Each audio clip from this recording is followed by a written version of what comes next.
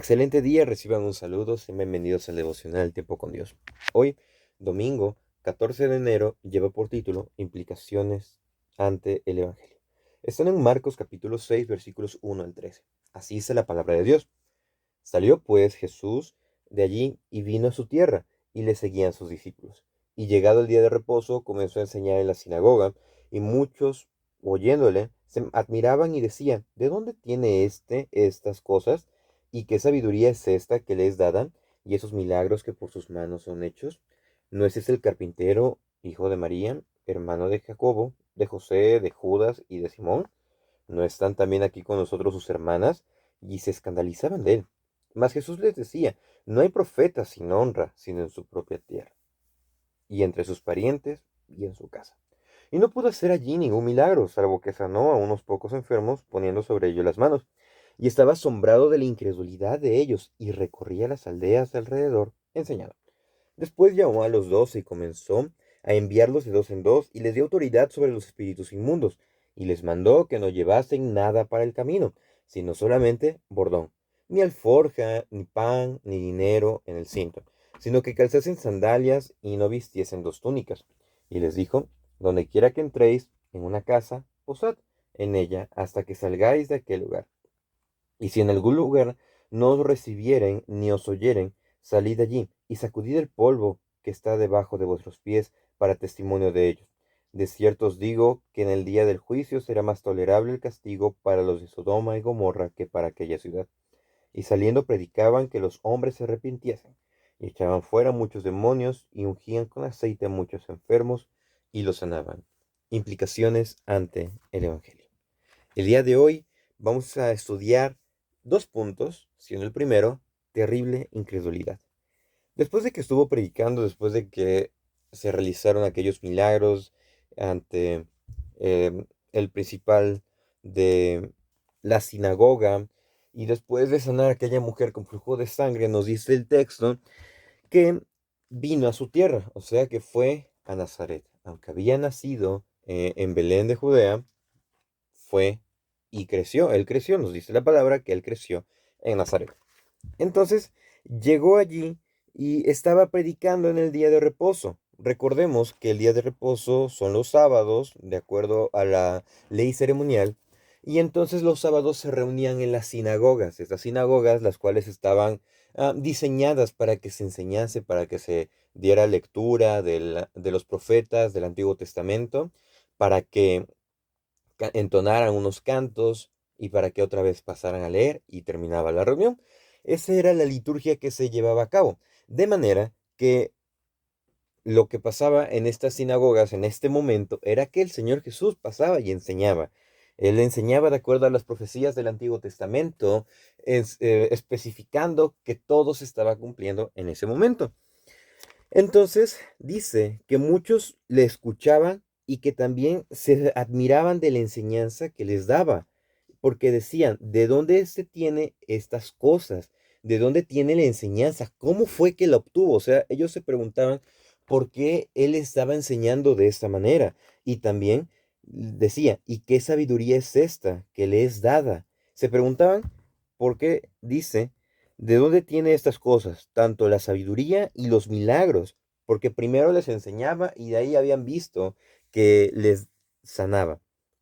Pero después cayeron en cuenta de haber escuchado, después de haber escuchado, de haber observado, empezaron sus prejuicios, preguntando, ¿no es ese el carpintero, hijo de María, hermano de Jacobo, hermano de José, de Judas y de Simón? ¿No están también aquí con nosotros sus hermanas?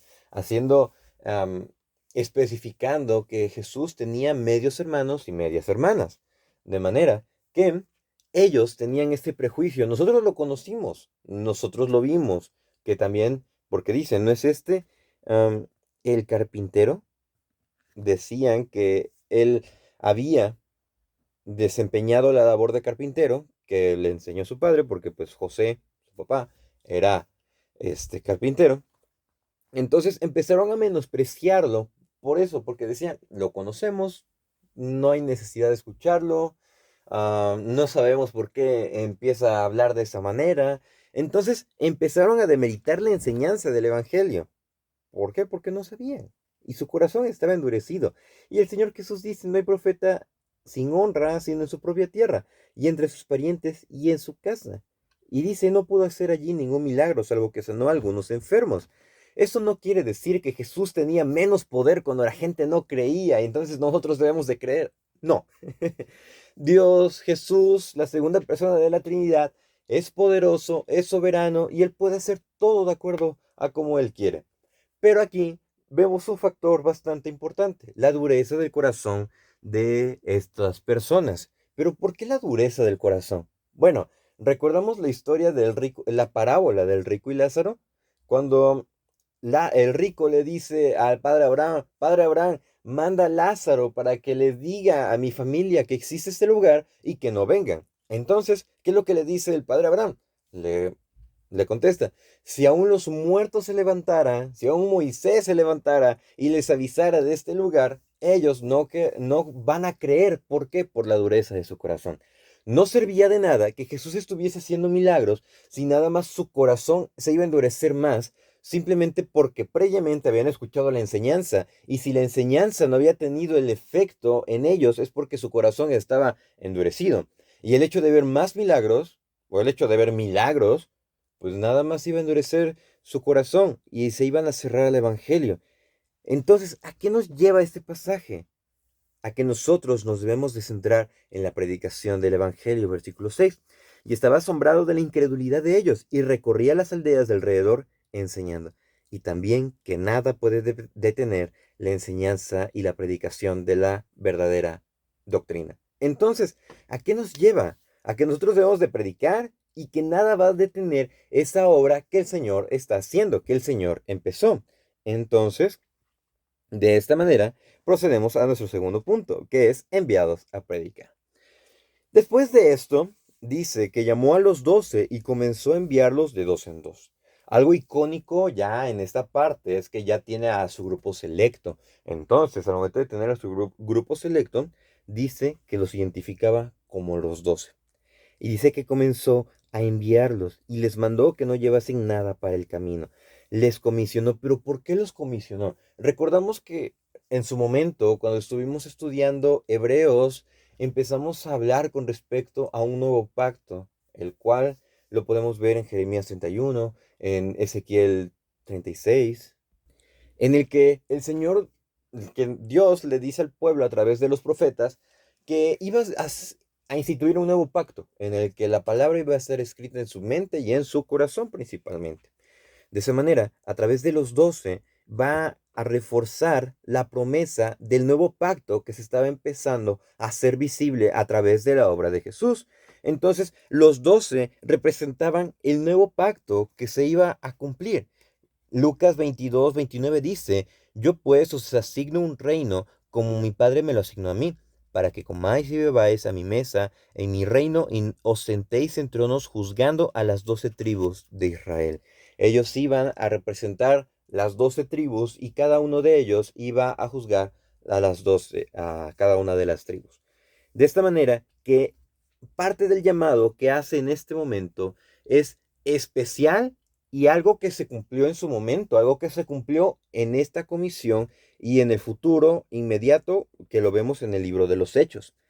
Pero otra parte de la comisión nos la he dada a nosotros, pero vemos cuál fue la inmediata que les dio autoridad para esta labor, les dio autoridad para que los espíritus inmundos se sometieran a ellos en el caso como el endemoniado gadareno.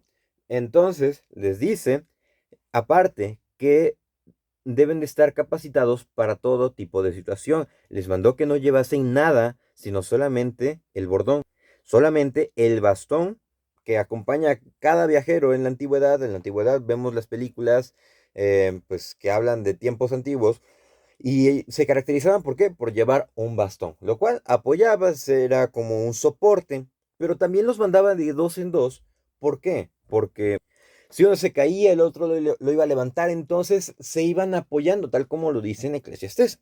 Entonces, les dice que no deben de llevar alforja, no deben de llevar provisiones, no deben de llevar dinero, deben de llevar unas solas sandalias, no deben de llevar ropa de repuesto. ¿Todo por qué? porque deben de estar confiados en la provisión de Dios, en la obra que ellos iban a estar haciendo. Entonces, esto refuerza lo que nos dice Filipenses 4:12, cuando el apóstol Pablo comenta, escribe, sé vivir humildemente y sé tener abundancia. En todo y por todo estoy enseñado, así para estar saciado como para tener hambre, así para tener abundancia como para padecer necesidad. Todo lo puedo en Cristo que me fortalece. Esta labor en la que fueron encomendados los 12 y también el apóstol Pablo, entonces, ellos fueron capacitados para estar en cualquier tipo de situaciones que iban a ser favorables, pero que también iban a ser adversas. Aquí todavía no se cumplía el tiempo para que el Señor les dijera, ustedes tienen que ir a predicar a todas las naciones, bautizándolos en el nombre del Padre. Ahorita les mandó para que siguiesen capacitándose, porque todavía el curso de 3 años estaba pues, para ser prolongado y todavía le faltaba por concluir. De manera que también les dice, y si en algún lugar no lo recibieren, ni los oyen, sacudan el polvo. O sea, esto era algo de acuerdo a los usos y costumbres de los judíos, que ellos sacudían el polvo, haciendo alusión de que la forma en cómo los trataron, iba a venir este juicio sobre ellos. Y también hacían esto en representación de que si había un gentil allí, pues lo repudiaban, o sea, lo trataban mal y decían, sacudo mi polvo, el polvo de mis pies, no deseo estar con él ni compartir nada de esa persona. Entonces, de esta manera, hacía alusión de que la forma en cómo fueron tratados, con desdén, cómo fue tratado, no tanto la persona, sino el evangelio que porta la persona, pues iba a caer un juicio sobre ellos. Entonces, iba a recaer una consecuencia mayor que la que van a recibir Sodoma y Gomorra en el día del juicio. De esa manera que nosotros somos llevados a entender que lo peor es rechazar el evangelio.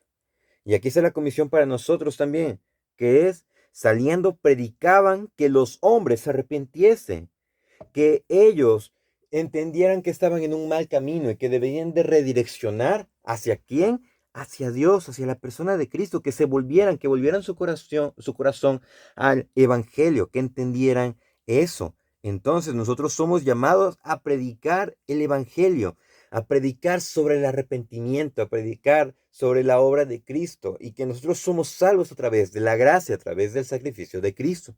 Entonces, de esta manera, ¿a qué somos llamados? A entender que siempre va a haber incredulidad al momento de que prediquemos el Evangelio.